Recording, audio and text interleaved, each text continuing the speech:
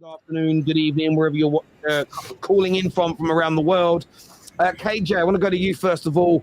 More drop points from winning positions for Man United. Talk to me. What is rubbish, bro?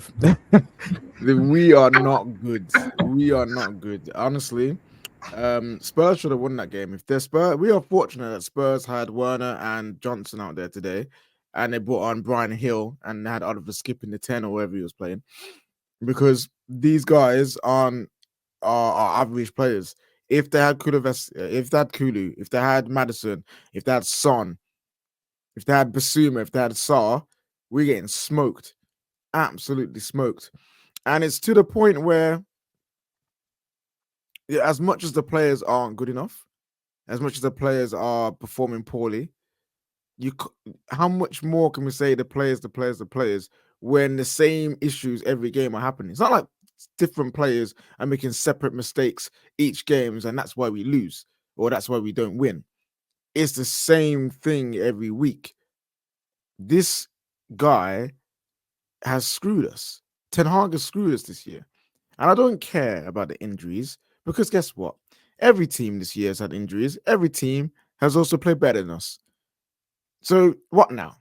Ten Hag didn't need to do what he's done this year, yet he has done it. And I'm tired. I am tired. And I'm sad because this season means nothing. It means nothing because there's nothing for us to do. There's no Champions League because we're out. No Carabao Cup to retain because we're out. The FA Cup, we see how far we go. But guess what? We'll probably be out of that too at some point. And in the league, we're not fighting for Europe. I don't care what anyone says. The points say that we're fighting for Europe, but the way that we're performing shows that we're not fighting for Europe. This season's only good for giving Mainu minutes, Højlund minutes, and Garnacho minutes. That's all it is there for, because we don't learn anything else new about this team besides seeing those three play and seeing what they do. It's jarring. It's jarring. I don't care if we didn't lose. We're flipping Man United. So you don't think Europa League is attainable? No, bruv. I don't care. I don't think Conference League is attainable because this team is crap. Jeez. The way we're playing is crap. So don't sit there and be like, oh, but look where you are. I don't flipping care. If we get it, fine. But to do what in it? To do what exactly? We're not going to go win those things unless we change coach, unless we change structure as a club, and we move forward with Sir Jim and Ineos. But we have to wait for that. We saw this situation, KJ, in the game, and I want to go to Cameron on this as well. The second goal we conceded was such an atypical goal this year, where with our system, the 2-8s are up the pitch, a ball's played fast through the midfield, they don't get back in time, and Bentancur puts it in, and it doesn't matter that it was Eriksen today, because it's been Eriksen, it's been Bruno, it's been McTominay, it's been Casemiro this season, not in a position to be able to defend the runs from him, because our manager can persist, especially when we're leading, on putting both 8s up the pitch, and we consistently concede goals and opportunities that way. How bad was the system today, and how much did it kill us again? Man, the defending on that goal. It's the system for sure. Like, I saw a lot of people getting on Onana. I'm like, he blasted it from 10 yards out. Like, no one's saving that. I don't care. Like, he just walked in because there was no resistance.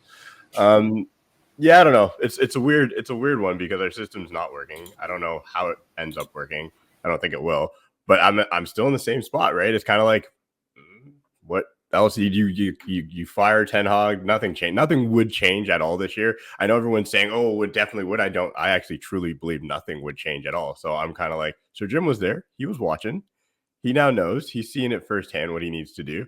I don't fully agree with KJ on like, we're not going to get, I think we finish in Europe. I'm not saying we couldn't do anything, but at the end of the day, when you change management, when you change coaches, things can change fairly quickly. I mean, Tottenham, we're seeing it firsthand. Like you're seeing a coach come in and instill his style.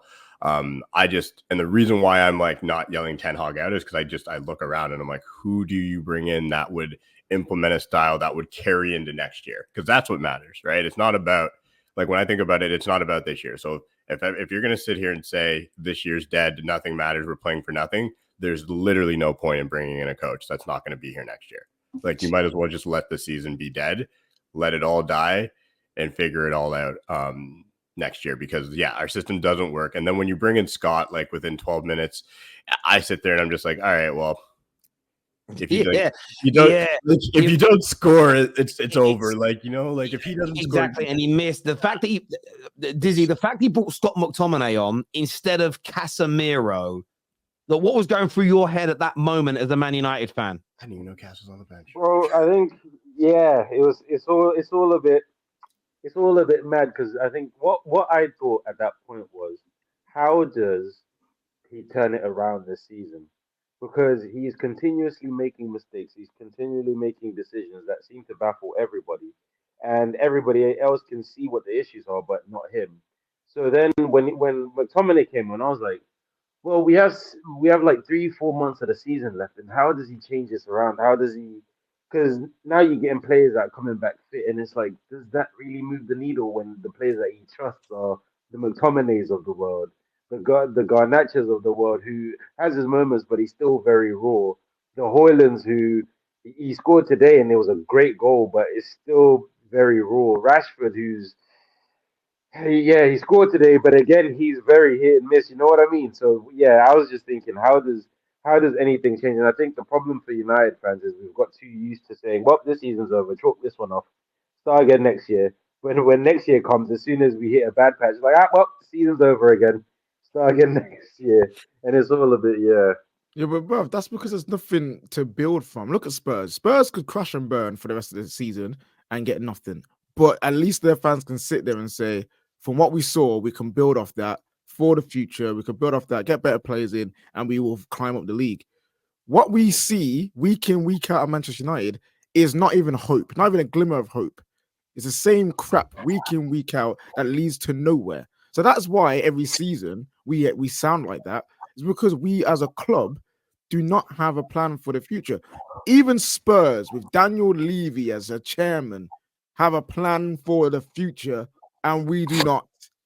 This is a disgrace in running of a football club. It's a disgrace running of a team, and we need it. Sir Jim in the stands. You need to really and truly go in there and get ready to get rid of a load of people, because this can't run. Because if you are just sitting there palling up with Fergie just to keep the same thing going, it's never going to change. Like, he's the only person that can change it, and we have to wait until February anyway to potentially see any change.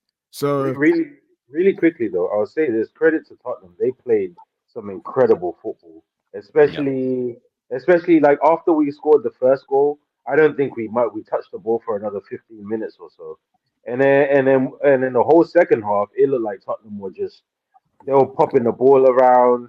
They were finding the extra man.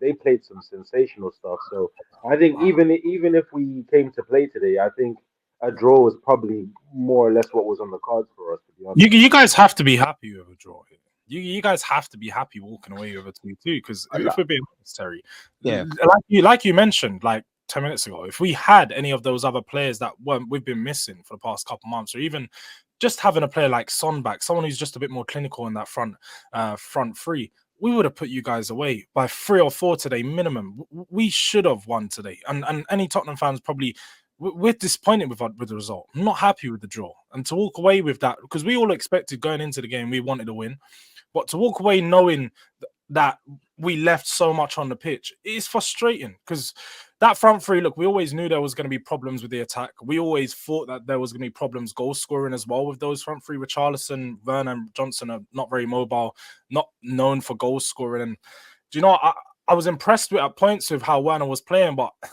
it's just like those little opportunities, those moments where you're looking for a game changer.